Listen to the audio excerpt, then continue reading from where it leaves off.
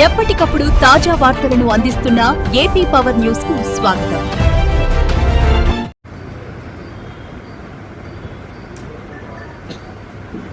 పత్రికా మిత్రులందరికీ కూడా నమస్కారం అండి. ఈరోజు ఆంధ్రప్రదేశ్ రాష్ట్రంలో అతి ముఖ్యమైన అంశాల గురించి మనం తీసుకుంటే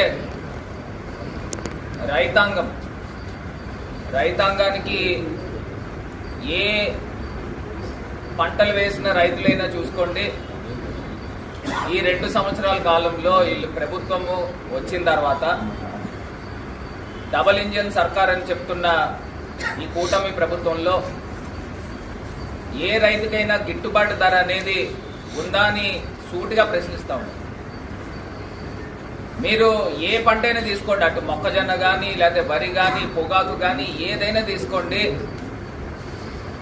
రైతులందరూ కూడా అల్లాడిపోయే పరిస్థితులు ఇవాళ ఆంధ్రప్రదేశ్ రాష్ట్రంలో కనబడుతుంది. ఇవాళ రైతుకి పెట్టుబడి సహాయము ఈ ప్రభుత్వం ఏమందిస్తా ఉందని అడుగుతా ఉన్నా. ఇదే సాక్షాత్తు ముఖ్యమంత్రి చంద్రబాబు నాయుడు గారు చెప్పారు కదండి, కేంద్ర ప్రభుత్వంతో సంబంధం లేకుండా ప్రతి ఏటా 20,000 రూపాయలు రైతన్నలందరికీ కూడా రైతు భరోసా ఇస్తామని చెప్పిన వ్యక్తి చంద్రబాబు నాయుడు కాదా అని అడుగుతాం. మరి రైతులకి 2 సంవత్సరాల్లో 40,000 రూపాయలు వేయాలి. సంవత్సరానికి 20,000 రూపాయలు చొప్పున చూసుకుంటే 2 సంవత్సరాలకి 40,000 వేయాలి. కేంద్ర ప్రభుత్వము ప్రతి సంవత్సరము 6,000 రూపాయలు చొప్పున 2 సంవత్సరాలకి 12,000 రూపాయలు వేయాలి. అంటే ఇవాళ సగటున ఆంధ్రప్రదేశ్ రాష్ట్రంలో 55 నుంచి 60 లక్షల మంది రైతులను గుర్తించడం జరిగింది.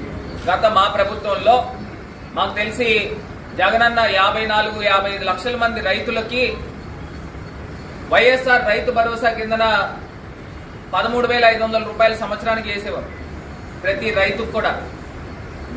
మరి అలాగా ఇవాళ ఆంధ్రప్రదేశ్ రాష్ట్రంలో సుమారుగా 55 లక్షల మంది యావరేజ్ గా తీసుకుంటే ప్రతి ఈ 2 సంవత్సరాల కాలంలో 52,000 రూపాయలు రైతుల ఖాతాల్లో డబ్బులు వేయాలి. మరి రైతులకి ఏం చేశారనండి? నట్టేటి ముంచిన ప్రభుత్వము ఈ చంద్రబాబు నాయుడు గారి ప్రభుత్వం కాదా అని అడుగుతాము. ఇవాళ ఇది ప్రధానమైన అంశము.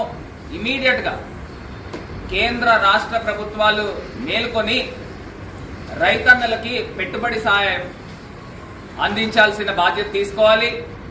ఏదైతే మీరు ఎలక్షన్స్ లో ఇచ్చిన మాటకి అనుగుణంగా రైతన్నలందరికీ కూడా మీరు ఏదైతే వాగ్దానం చేశారో ఆ వాగ్దానాన్ని ఇమీడియట్ గా నిలబెట్టుకోవాలని వైఎస్ఆర్ కాంగ్రెస్ పార్టీ తరఫున డిమాండ్ చేస్తాం.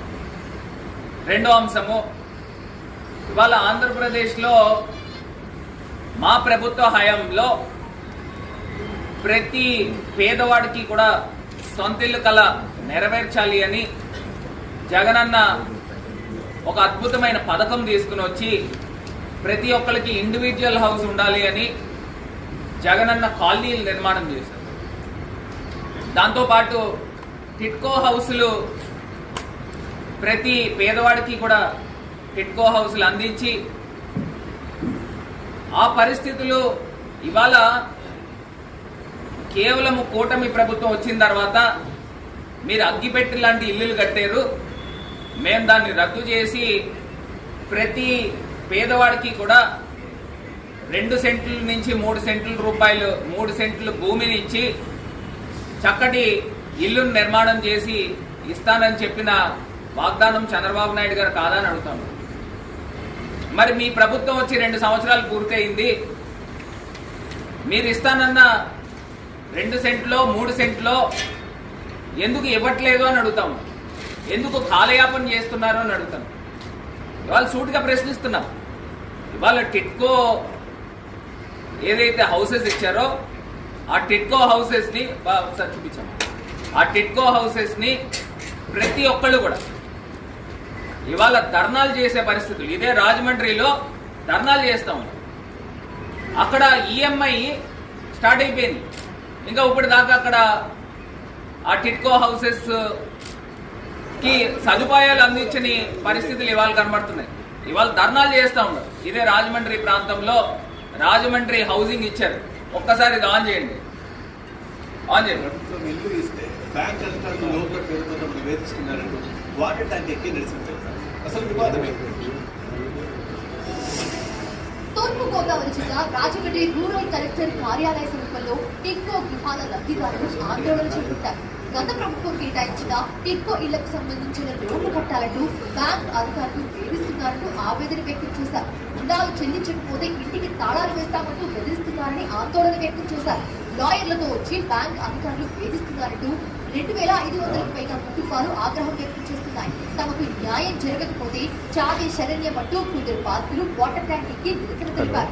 అధిక మొత్తంలో వడ్డీలు వేయడమే కాకుండా తమకు తెలియకుండా లోన్లు ఎలా మంజూరు చేస్తారని బాధితులు ప్రశ్నిస్తున్నారు.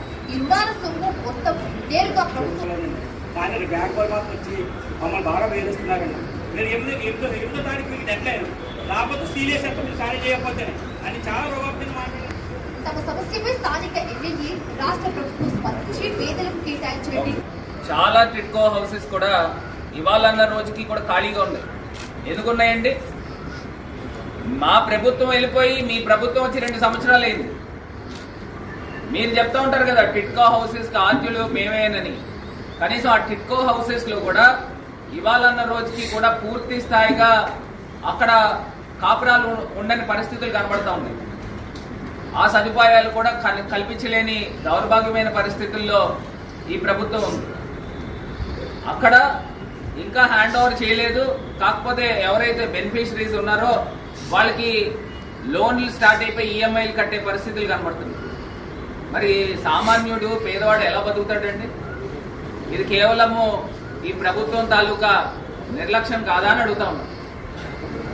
మరి ఈ రకమైన పరిస్థితులు ఆంధ్రప్రదేశ్ రాష్ట్రంలో ఉన్నాయి. నాకు తెలిసి బహుశా ఎక్కడ కూడా ఏ రాష్ట్రాల్లో కూడా ఉండి ఉండకపోయి ఉండొచ్చు. నేను ఒక్కటే అంశం చెప్తున్నా, మీరు అంటున్న ఈ డబుల్ ఇంజన్ సర్కార్కి ఈ దౌర్భాగ్య పరిస్థితి ఇక్కడ ఆంధ్రప్రదేశ్ రాష్ట్రంలో ఉంది. అసలు ఈ పాటికి కేంద్ర ప్రభుత్వాన్ని ఒప్పించి మీరు చేయాల్సిన కార్యక్రమం ఏంటండి? ఈ పాటికి ప్రజలకు అందరికీ కూడా పేదవాడికి అందరికీ కూడా ఇళ్ల స్థలాలు ఇచ్చి అక్కడ మీరు PMAY నుంచి ఆవాస్ యోజన నుంచి కనీస పక్షాన 2 లక్షల రూపాయలు ప్రతి బెనిఫిషరీస్ ఖాతాల్లో డబ్బులు వేసి ఇల్లులు కట్టించాల్సిన పరిస్థితులు తీసుకోకపోగా ఇవాళ రాష్ట్రంలో ఏం చేస్తా ఉన్నారని అడుగుతున్నారు. ఇదంతా కూడా ఒక మసిపూసి మారేడికాయ చేసి రాష్ట్ర ప్రజలు నోట్లో మట్టి కొట్టే కార్యక్రమం చేస్తున్నారు. ఇంకొక ప్రధానమైన అంశము ఇదే రాజమండ్రి ప్రాంతం తీసుకోండి. రాజమండ్రి ప్రాంతంలో మేము ఆఖరిలో ఎలక్షన్ కోడ్ వచ్చే ముందు కొన్ని అంశాలు హౌస్ సైడ్స్ కోర్టు కేసుల్లో ఉండడం వలన ఇంకా బయట హౌసెస్ తీసుకుని స్థలాలు తీసుకుని ఆ రోజు ఆనం కళాకేంద్రంలో సుమారుగా 25,000 మంది బెనిఫిషరీస్కి పట్టాలు ఇచ్చాం. ఆ పట్టాలు కూడా రైతుల దగ్గర భూములు కొని రైతులు ఖాతాల్లో అమౌంట్ జమ చేసి ప్రతి బెనిఫిషరీస్ కూడా 45 సెంట్లు 60 సెంట్లు చొప్పున అక్కడ బెనిఫిషరీస్కి పేదవాడికి ఇళ్ల స్థలాలు కేటాయించాము, పట్టాలు ఇచ్చాము. ఆ రోజు అధికారికంగా పట్టాలు ఇచ్చాం కలెక్టర్ చేత. మీరు ఆ పట్టాలని ఎందుకు ముందుకు తీసుకెళ్లట్లేదని అడుగుతున్నాం. ఈ పాటికి మీరు ఒకవేళ అది రద్దు చేసి మీరు 2 సెంట్లు ఇవ్వాలంటే ఇంకా సంతోషిస్తాం, ఇవ్వండి. కానీ ఒక కాల వ్యవధి పెట్టుకోండి. ఈ టైంలో మేము కంప్లీట్ చేస్తామని. అంతే తప్పితే మీరు ఇవాళ చేస్తున్నామని కాలయాపన చేస్తున్నారు తప్పితే ఇంకొకటి ఏమీ కూడా కనబడట్లేదు. ప్రధానమంత్రి ఆవాస్ యోజన నుంచి ప్రతి బెనిఫిషరీస్ కి మీరు ప్రతిపక్షంలో ఉన్నా కూడా 2 లక్షలు ఇస్తారు. ఆ డబ్బులు తీసుకురండి, ఇల్లులు కట్టండి. మీరు ఇవాళ PGRSకి వెళ్తే 100 మంది బెనిఫిషరీస్ మాకు గత ప్రభుత్వంలో జగనన్న పట్టాలు ఇచ్చాడు, మాకు ఆ పట్టాలు హ్యాండ్ ఓవర్ చేయండి అని అడుగుతా ఉన్నారు. మీరు ఎందుకు చేయలేకపోతున్నారని అడుగుతున్నారు. మూడో అంశం దగ్గరికి వస్తే ప్రధానమైన అంశము రాజమండ్రి పుష్కరాలు. కరెక్ట్గా ఇంకా సంవత్సరం ఉంది. నిన్న ఎస్పీ గారు, నిన్న అధికారులు అందరూ కూడా మాక్ డ్రిల్లింగ్ చేశారు. అంటే మాక్ డ్రిల్లింగ్ అంటే ఏంటంటే క్రౌడ్ మేనేజ్మెంట్ ఏ రకంగా చేయాలి, ప్రజలు భక్తులు ఎక్కువ మంది వస్తే షూటింగ్ ఏ రకంగా చేయాలనే దానికి మాక్ డ్రిల్లింగ్ చేశారు. ఎందుకంటే షూటింగ్ అంటే గతంలో 28 మంది చనిపోవడానికి కేవలం చంద్రబాబు నాయుడు గారి యొక్క పబ్లిసిటీ షూటింగ్కే అది జరిగింది. ఒక డైరెక్టర్ని తీసుకొచ్చి ఏరియల్ షాట్స్ తీసి ఏ రకంగా ప్రజలను అందరినీ కూడా అక్కడ జమ చేసి కార్యక్రమం చేశారు. నేను వాళ్ళు సూటిగా ప్రశ్నిస్తున్నా, పుష్కర్ ఘాట్ ప్రాంతం అనేది సెంట్రల్లో అక్కడ లొకేటెడ్గా మొత్తం ప్రజలందరూ కూడా భక్తులు అక్కడికి వస్తారు. ఈ పాటికి కూడా మీరు చేయాల్సిన కార్యక్రమం ఏంటంటే ఆ ఘాట్ గోడ ఏదైతే ఉందో అదంతా కూడా ఈ పాటికి కంప్లీట్ క్లియర్గా ఆ గోడ తొలగించాల్సిన అవసరం ఉంది. మొన్న యాక్సిడెంట్ ఎందుకు జరిగిందండి? 28 మంది చనిపోవడానికి కారణం ఏంటండి? కేవలము బాటిల్ నెక్ కింద 2 గేట్లు పెట్టారు, చిన్న చిన్న గేట్లు. ఆ గేట్లలోంచి లక్షల మంది ప్రజలు వెళ్ళాలండి. ఎట్లా జరుగుతుంది? కేవలం ఇది ఒక మానవ తప్పిదం, అధికారుల యొక్క తప్పిదం, దానివల్ల జరిగింది. చిన్న 2 గేట్లు పెట్టారు, ఇన్ని గేట్లు అవుట్ గేట్లు, లక్షల మందిని అక్కడ తీసుకొచ్చి కుక్కేసే కార్యక్రమం చేశారు. చంద్రబాబు నాయుడు గారిని డిమాండ్ చేస్తున్నాం, రాష్ట్ర ప్రభుత్వాన్ని డిమాండ్ చేస్తున్నాం, ఇమీడియట్ గా పుష్కరాలకి మీరు ఎన్ని వేల కోట్ల రూపాయలు కేటాయిస్తున్నారో ఇమీడియట్ గా మీరు బహిరంగంగా ప్రకటించాల్సిన అవసరం ఉంది. Point number 1. నెంబర్ 2, ఇమీడియట్ గా ఒక బ్లూ ప్రింట్ రిలీజ్ చేయండి. మేము పుష్కరాలకి ఈ కార్యక్రమం చేయబోతున్నామని చెప్పి ఒక బ్లూ ప్రింట్ తీయండి, ఒక మాస్టర్ ప్లాన్ చేయండి. ఎందుకంటే ఏదైనా ఒక దీర్ఘకాలిక వర్క్ జరగాలని అంటే ఇదే సీజన్. మీరు ఎండాకాలం లాస్ట్ మినిట్ లో ఆఖరి 4 నెలలు 5 నెలల ముందరో ఇన్ని వేల కోట్ల రూపాయలు పుష్కరాలకి ఖర్చు పెడతామని చెప్పి నామినేటెడ్ పద్ధతిలో డబ్బులు మొత్తం అంతా కూడా ఒక కామధేనువు కిందన ఈ తెలుగుదేశం పార్టీకి, ఈ నాయకులకి ఆ డబ్బుల్ని తీసుకుని జేబులో పెట్టుకునే కార్యక్రమం చేస్తా ఉన్నారనేది కూడా అర్థమవుతోంది. ఎందుచేతనంటే ఒక దీర్ఘకాలికమైన వర్క్స్ చేయాలనంటే ఎప్పుడు చేయాలండి? ఈ యొక్క ఎండాకాలం ప్రాంతం పెట్లకి ఇన్ని కోట్ల రూపాయలు ఖర్చు పెట్టారని చెప్పి మీరు లెక్క రాశారు కదా, ఆ రకంగా చేస్తారు. ఈ యొక్క వేల కోట్ల రూపాయలు ఇలా స్వాహా చేసే కార్యక్రమం చేస్తారు. ఇప్పటికైనా మీరు ఆంధ్రప్రదేశ్ రాష్ట్ర ప్రభుత్వము పుష్కరాలకి మీరు ఎన్ని వేల కోట్ల రూపాయలు కేటాయిస్తారో ఇమీడియట్ గా ప్రకటించండి. రెండోది, ఒక బ్లూ ప్రింట్ తీసుకురండి, ఒక మాస్టర్ ప్లాన్ చేయండి. అది ప్రకటించాల్సిన బాధ్యత ఇమీడియట్ గా రాష్ట్ర ప్రభుత్వం పైన ఉంది. ఇక్కడ స్థానికంగా కూడా అధికారులను కూడా డిమాండ్ చేస్తున్నాం. ఇది పుష్కరాలు అంటే మీ ఇంట్లో పెళ్లి కాదు. పుష్కరాలు అంటే ప్రజలకు సంబంధించింది. ఇమీడియట్ గా అధికారులు కూడా ఒక అఖిల పక్షాన్ని ఏర్పాటు చేయండి. అన్ని వర్గాల ప్రజల్ని కూడా ముఖ్యుల్ని పిలవండి, పిలిచి వాళ్ళ దగ్గర అభిప్రాయ సేకరణ చేయండి. ఇది కదా చేయాల్సిన కార్యక్రమము. ఇవేమి చేయకుండా మీరు పుష్కరాల్ని ఎట్లా నడపబోతున్నారని అడుగుతున్నా. ఇంకోటి ఏంటంటే కొన్ని వార్తలు కూడా వింటున్నాం. ఏమని వింటున్నామంటే చంద్రబాబు నాయుడు గారు ఈ పుష్కరాల్ని 12 రోజులు కాకుండా కుంభమేళా తరహాలో 42 రోజులు ఎన్నో చేయాలని ఆలోచన చేస్తున్నారని చెప్పేసి వార్తలు వింటున్నాం. మీరు అదే కనుక కార్యక్రమం చేస్తే ఈ పార్టీకి ఎన్ని ఘాట్స్ ఉన్నాయి, ఆ ఘాట్స్ కి మీరు ఏ రకమైన అరేంజ్మెంట్ చేస్తున్నారు, ఎట్లాగా ప్రజల్ని మొబిలిటీని ఎట్లా పంపించబోతున్నారు, ఆ ఘాట్స్ లో లైవ్ గా ఎంతమంది ప్రజలు పడతారు అనేది ఒక అంచనాకు రండి. ఎందుచేతనంటే మేము క్లియర్ గా ఎక్స్పీరియన్స్ అయ్యాం. మొన్న శివరాత్రి రోజునండి, ఫిబ్రవరిలో శివరాత్రి జరిగితే నాకు తెలిసి రాజమండ్రిలో ఒక 2 లక్షల మంది వచ్చి ఉంటారు మాక్సిమం. బయట నుంచి అయితే కానీ రాజమండ్రి ప్రజలైతే కానీ 2 లక్షల మంది ప్రజలకి మొత్తము రాజమండ్రి అంతా జామ్ అయిపోయింది. 2 లక్షల మందిని వీళ్ళు మేనేజ్మెంట్ చేయలేకపోయారు. వాళ్ళు పుష్కరాలకు చెప్తున్నారు 10 కోట్ల మంది వస్తారని ఒక అంచనా వేస్తున్నారు. అదేనా చెప్పింది? ఇంకా ఎక్కువ 2 లక్షల మందిని క్యాటర్ చేయలేకపోయారు ఈ అధికారులు కానీ ప్రజాప్రతినిధులు కానీ. మొత్తం రాజమండ్రి అంతా స్తంభించిపోయింది. నేను చెప్పేది మొన్న శివరాత్రికి జరిగిన కార్యక్రమం మీరు ఎట్లా చేస్తారు?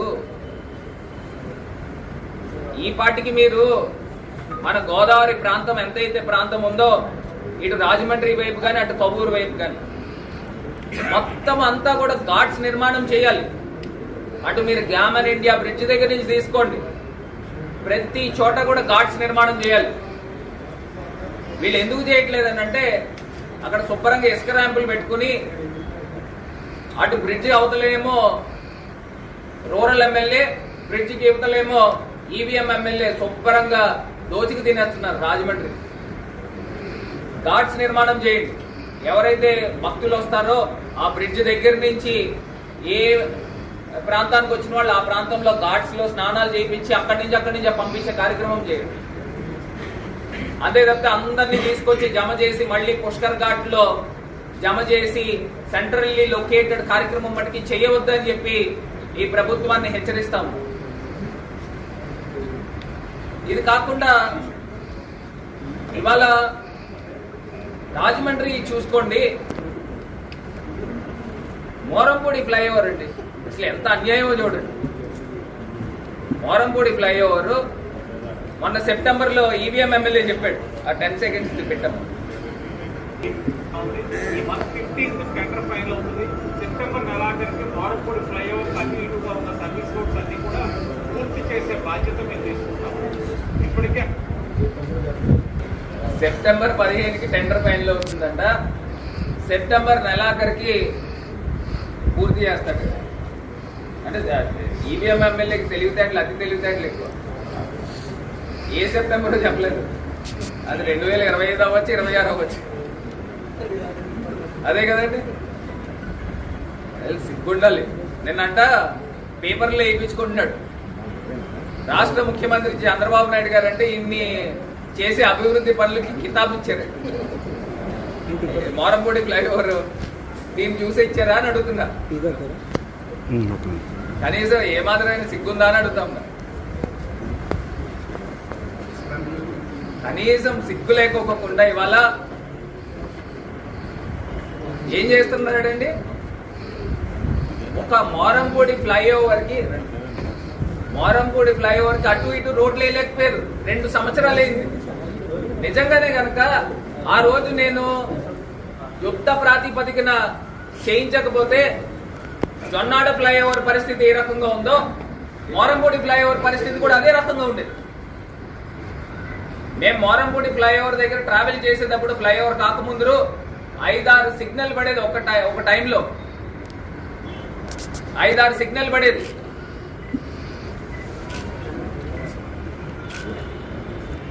మరి ఈ రకంగా రాజమండ్రి మరి ఏమనాలో కూడా నాకు అర్థం కావట్లా. ఈ ఎమ్మెల్యేలను ఏమనాలో కూడా అర్థం కావట్లా. నా వలన ఫ్లైఓవర్ ఆగిపోయిందని చెప్తున్నాడు. నేను ఆ రోజు చెప్పాను, మీకు మీడియా ఎదురుగుండా పెట్టి చెప్పాను, అసలు బై డిఫాల్ట్ నేషనల్ హైవే అన్నవాళ్ళు ప్రతి ఒక్కళ్ళు కూడా అక్కడ ఎక్కడైతే బ్లాక్ స్పాట్స్ ఉంటాయో అక్కడ వేసుకుని వెళ్ళిపోవాలి. ఫ్లైఓవర్లు ప్రజాప్రతినిధులతో పని లేదు. అర్బన్ పోలీస్ వెళ్ళిపోవడం వలన రాజమండ్రి నుంచి ఎప్పుడు కూడా విద్యా ఆరోగ్యానికి అధిక ప్రాధాన్యత ఇస్తున్న పార్టీ ఏదైనా ఈ ప్రజల్లో ఉంటే అది వైఎస్ఆర్ కాంగ్రెస్ పార్టీ. ఎన్నడూ లేని విధంగా పాఠశాలను ఆధునీకరించి విద్యా దీవెన, విదేశీ దీవెన అలాంటివి ఇచ్చి కూడా విద్యార్థులను ప్రోత్సహించారు. నెక్స్ట్ మనిషికి అత్యంత అవసరమైంది ఆరోగ్యమే మహాభాగ్యం. ఈరోజు అనారోగ్యం పాలయ్యి ప్రజలందరూ కూడా అనేక హాస్పిటల్ చుట్టూ తిరుగుతూ ఎక్కువ వ్యయ ప్రయాసాలు గురయ్యి ఆర్థికంగా కూడా చాలా ఇబ్బందులు పడుతున్నాం తరుణం ఇది. సో మన పార్టీ అధికారంలో ఉన్నప్పుడు గత 5 ఏళ్లలో 17 మెడికల్ కాలేజ్ సంకల్పించి 7 మెడికల్ కాలేజీ స్టార్ట్ చేసి మిగతావి మేము చేయలేమని చేతులు తీసిన ఈ కూటమి ప్రభుత్వాన్ని ఏమనాలో మనకు తెలియలేదు. ఈ కూటమి ప్రభుత్వ నాయకులు కూడా ప్రజల ఆరోగ్యం పట్ల శ్రద్ధ లేదు. ఇక్కడ ఉన్న స్థానిక మెడికల్ కాలేజ్ కానీ హాస్పిటల్లో కూడా వసతి సౌకర్యాల నుంచి వాళ్ళు పట్టించుకున్న పాపాన్ని పోలేదు.